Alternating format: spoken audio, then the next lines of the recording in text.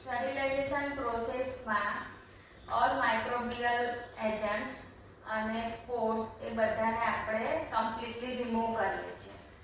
જે પણ આપણે ઇન્સ્ટ્રુમેન્ટ યુઝ કરીશું એમાં સલાઇવા કન્ટામિનેશન થશે, બરાબર, બ્લડ લાગશે, એક્સટ્રેક્શન કરીશું તો બ્લડ ને એવું બધું લાગશે. એ બધા પર માઇક્રો ઓર્ગેનિઝમ હોય છે.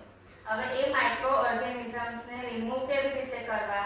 તો કેમિકલ સ્ટરીલાઇઝેશનથી કરી શકીએ અને ત્યાર પછી આપણે પ્રોપર હીટથી એને રિમૂવ કરવા પડે. એ હીટ શેનાથી મળશે?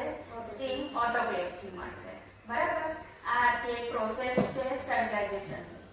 ડિસઇન્ફેક્શન મીન્સ કે ડિસઇન્ફેક્ટ આપણે આ જે ઇન્સ્ટ્રુમેન્ટ્સ છે, જે સરફેસ છે, એ બધા આપણે કેમિકલથી માત્ર ડિસઇન્ફેક્ટ કરીએ છીએ.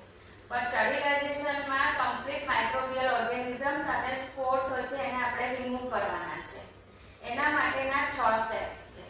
તમને 6 સ્ટેપ્સ છે એ તમારે કમ્પ્લીટલી ગ્લોવ્સ પહેરીને, માસ્ક પહેરીને અને હેડકેપ પહેરીને કરવાના છે. ઓકે, એટલે આપણને પણ ઇન્ફેક્શન ના લાગવું જોઈએ. હવે